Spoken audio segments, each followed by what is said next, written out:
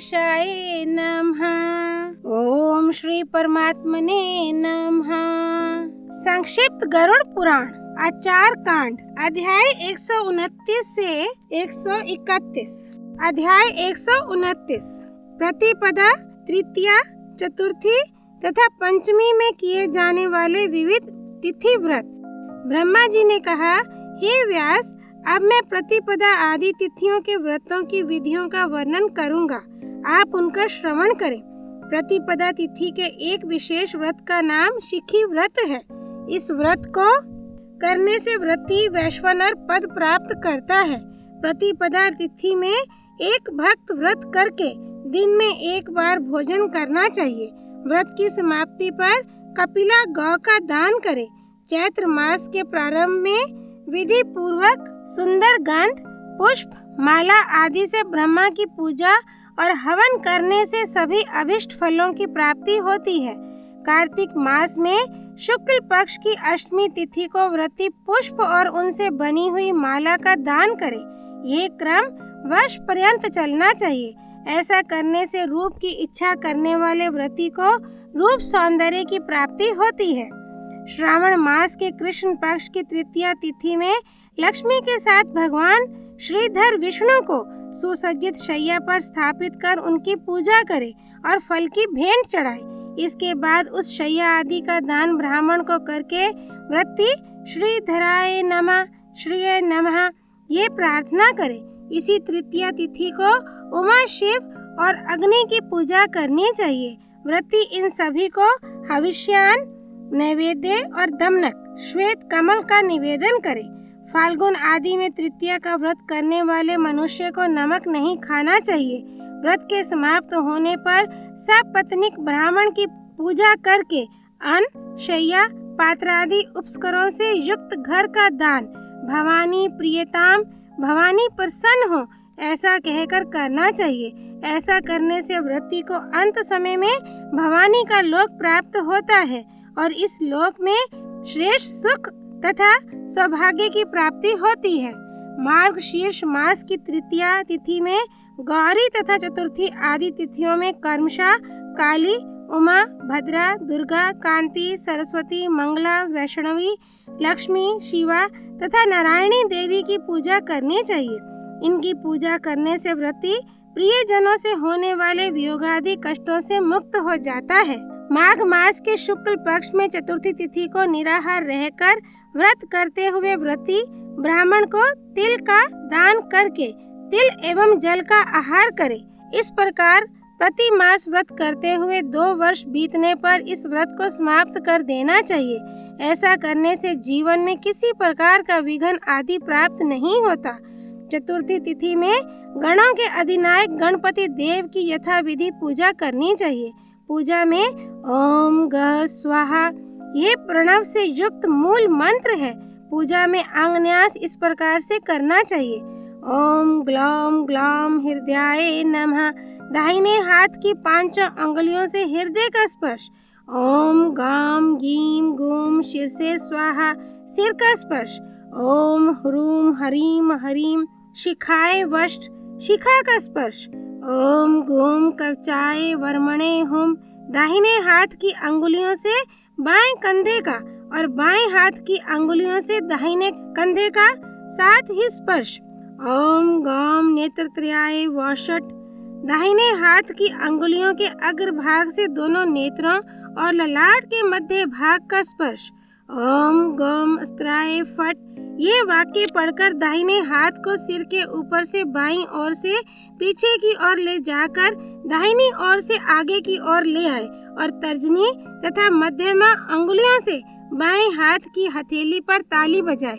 आवाहन आदि में इन मंत्रों का प्रयोग करना चाहिए, यथा हे गंधोलक, हे पुष्पोलक, हे धूप कोलक, अर्थात हे गंध, पुष्प तथा धूप में तेजस स्वरूप विद्यमान रहने वाले देव, आप इस रचित पूजा मंडल में स्थित दीपक में तेज प्रदान करने के लिए, महातेज देने के लिए, बलि और विसर्जन तक विद्यमान रहने के लिए यहाँ उपस्थित हों।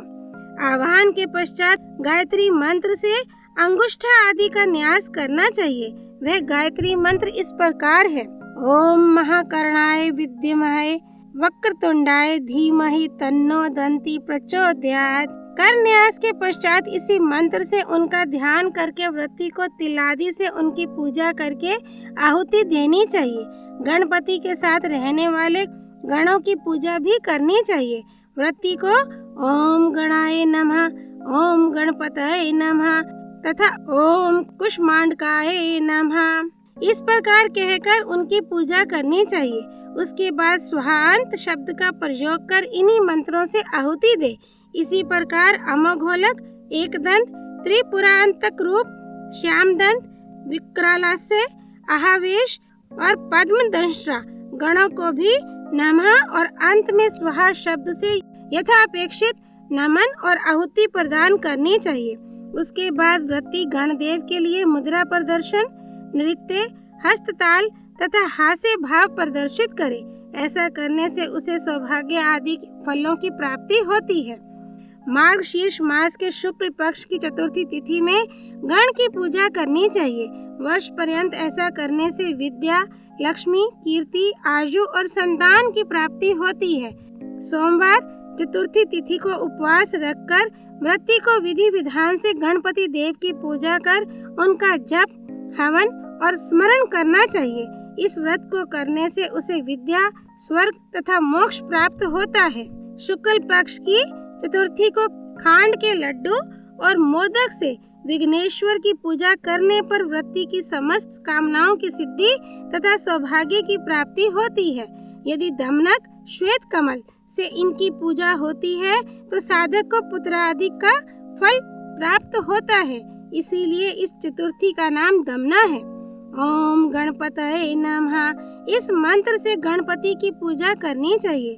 जिस किसी भी मास में इन गणपति देव की पूजा करने तथा होम, जप और स्मरण करने से व्रती की सभी इच्छाएं पूर्ण हो जाती हैं तथा समस्त विघ्नों का विनाश हो जाता है। मनुष्य को विभिन्न नामों का उच्चारण करके भी भगवान आदिदेव विनायक की पूजा करनी चाहिए। ऐसा करने से उसको भी सद्गति की प्राप्ति होती है। जब तक वह इस लोक में रहता है तब तक समस्त सुखों का उपभोग करता है और अंत समय में उसे स्वर्ग और मोक्ष की भी प्राप्ति होती है। विनायक के निम्नलिखित ये 12 नाम हैं। गणपूजय, वक्रतुंड, एकदंष्ट्र, त्र्यंबक, नीलग्रीव, लंबोदर, विकट, विघ्नराज, धूम्रवर्ण, भालचंद्र, विनायक और हस्तिमुख इन 12 नामों से गणदेव की पूजा करनी चाहिए। पृथक पृथक इन नामों से जो बुद्धिमान प्राणी इनकी पूजा करता है उसकी संपूर्ण कामनाएं पूर्ण हो जाती हैं। श्रावण, भाद्रपद, आश्विन और कार्तिक मास के शुक्ल पक्ष की पंचमी तिथि में वासुकी, तक्षक, कालिये, मणिभद्रक, ऐरावत, धृतराष्ट्र, करकोटक तथा धनंजय इन 8 नागों की घृता आदि से स्नान कराकर पूजा करनी चाहिए। ये नाग अपने भक्त को आयु, आरोग्य और स्वर्ग प्रदान करते हैं। अनंत, वासुकी, शंख, पद्म, कंबल, करकोटक, धृतराष्ट्र, शंखक, कालिये, तक्षक और पिंगल इन नागों की पूजा प्रत्येक मास में करनी चाहिए। भाद्रपद मास के शुक्ल पक्ष में 8 नागों की पूजा करने से साधक को मृत्यु के पश्चात स्वर्ग और मोक्ष की प्राप्ति होती है। श्रावण मास के शुक्ल पक्ष में पंचमी को द्वार के दोनों ओर इन नागों का चित्र बनाकर पूजन करना चाहिए। इसी दिन अनंत आदि महानागों की पूजा करके नैवेद्य में दूध तथा घी देना चाहिए। इससे सभी विष दोष दूर हो जाते हैं। नाग अभय वरदान देने वाले होते हैं और ये पंचमी सर्पदंष्ट्री प्राणी को मुक्ति देने वाली होती है, इसलिए दंष्ट्रोद्धार पंचमी कहलाती है।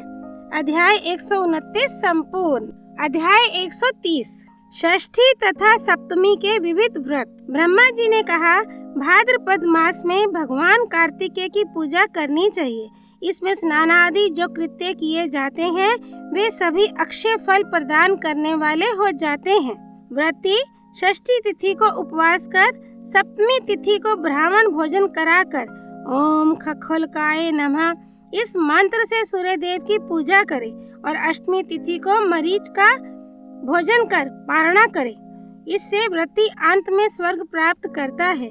मरीच प्राशन के कारण इस व्रत का नाम मृत सप्तमी है। इस व्रत को करने से प्रियजनों से मिलन होता है, उनसे वियोग नहीं होता।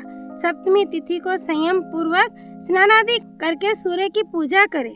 मार्तंड प्रियताम, सूर्य देव मुझ पर प्रसन्न हो, ये कहते हुए ब्राह्मणों के लिए फलों का दान करें और खजूर, नारियल, बिजौरा, नींबू आदि फलों को प्रदान करें।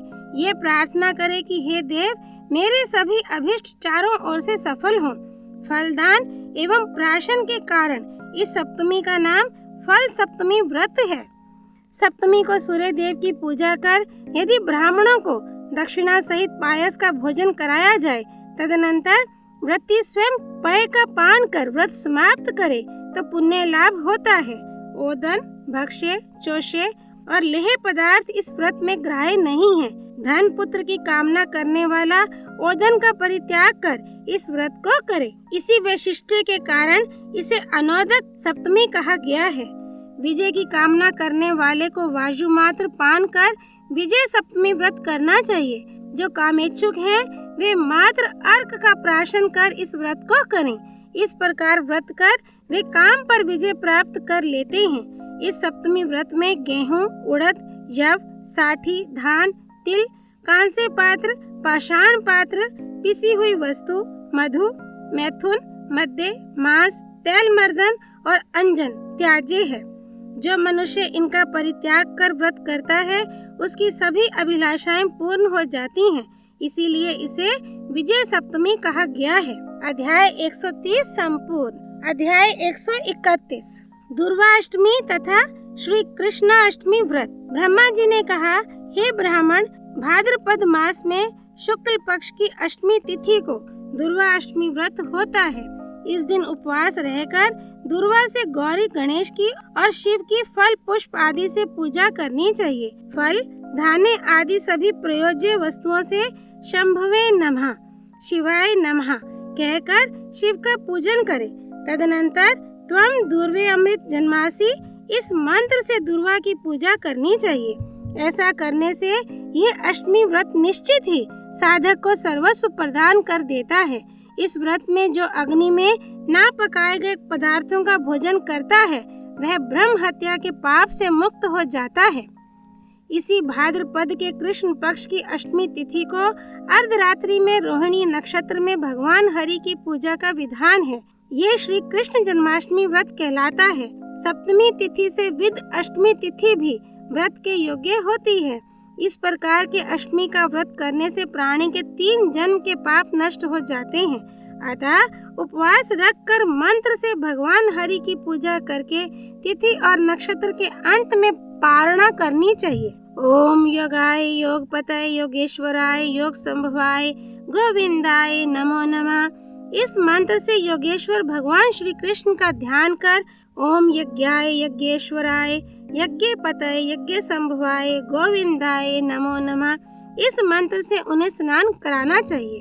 उसके बाद ओम विश्वाय, विश्वेश्वराय, विश्वपतये, विश्व संभवाय, गोविंदाय नमो नमः इस मंत्र से श्री हरि की पूजा करनी चाहिए। तत्पश्चात ओम सर्वाय, सर्वेश्वराय, सर्वपतये, सर्वसंभवाय, गोविंदाय नमो नमः इस मंत्र से उन्हें शयन कराना चाहिए। स्थंडिल वेदी में चंद्रमा और रोहिणी के साथ भगवान कृष्ण की पूजा करें। पुष्प, फल और चंदन से युक्त जल को शंख में लेकर अपने दोनों घुटनों को पृथ्वी से लगाते हुए चंद्रमा को इस मंत्र के द्वारा अर्घ्य प्रदान करें। हे क्षीर सागर से उत्पन्न देव, हे अत्रि मुनि के नेत्र से समुद्भूत, हे चंद्रदेव, रोहिणी देवी के साथ मेरे द्वारा प्रदत्त इस अर्घ्य को आप स्वीकार करें। तदनंतर व्रती को महालक्ष्मी, वसुदेव, नंद, बलराम तथा यशोदा को फल युक्त अर्घ्य प्रदान कर इस प्रकार प्रार्थना करनी चाहिए। वे देव जो अनंत, वामन, शौरी, वैकुंठनाथ, पुरुषोत्तम, वासुदेव, ऋषिकेश, माधव, मधुसूदन, वरहा, पुंडरीकाक्ष, नृसिंह, दैत्यसूदन, दामोदर, पद्मनाभ, केशव, गरुड़ध्वज, गोविंद, अच्युत, अनंत देव, अपराजित, अधोक्षज, जगत बीज, सर्ग स्थित्यंत कारण, अनादि निधन, विष्णु, त्रिलोकेश, त्रिविक्रम, नारायण चतुर्भुज शंख चक्र गदाधर पीताम्बरधारी देवै वनमाला से विभूषित श्री वत्सांक जगतधाम श्रीपति और श्रीधरा आदि नाम से प्रसिद्ध हैं, जिनको देवकी से वसुदेव ने उत्पन्न किया है, जो पृथ्वी पर निवास करने वाले ब्राह्मणों की रक्षा के लिए संसार में अवतरित होते हैं। उन ब्रह्म रूप भगवान श्री कृष्ण को मैं नमन करता हूँ। इस प्रकार भगवान के नामों का संकीर्तन करके अपनी सद्गति के लिए पुनः ये प्रार्थना करनी चाहिए। हे देव देवेश्वर, हे हरे, इस संसार सागर से मेरी रक्षा करें। हे सर्व पाप हंता प्रभो, दुख तथा शोक से परिपूर्ण इस संसार सागर से मेरी रक्षा करें। हे देवकी नंदन, हे श्रीपते, हे हरे, इस संसार सागर से मेरी रक्षा करें। हे विष्णु, जो एक बार भी आपका स्मरण करते हैं, उन सभी को आप दुराचरण के दुख से उबार लेते हैं। हे देव, मैं भी वैसा ही इस संसार के अत्यंत दुराचरण में फंसा हुआ हूँ। आप मेरा भी इस शोक रूपी सागर से उद्धार करें। हे राजीव लोचन, मैं इस गहन अज्ञान रूपी संसार सागर में डूबा हुआ हूँ, आप मेरी रक्षा करें। हे देव देवेश, आपके अतिरिक्त मेरा अन्य कोई रक्षक नहीं है। हे स्वजन्मा वासुदेव, गोद्विज हितकारी, जगत त्राता कृष्ण गोविंद, आपको बारंबार नमस्कार है। आपकी कृपा से मुझे शांति प्राप्त हो, मेरा कल्याण हो और धन यश तथा राज्य वैभव का मैं अधिकारी बनूं। अध्याय 131 संपूर्ण। तमेव माता च पिता त्वमेव, तमेव बन्धुश्च सखा त्वमेव, त्वमेव विद्या द्रविणं त्वमेव, त्वमेव सर्वं मम देव देव। श्री विष्णु नारायण भगवान की जय, भगवान रुद्र की जय, गरुड़ पुराण की जय। श्री हरि अर्पणमस्तु।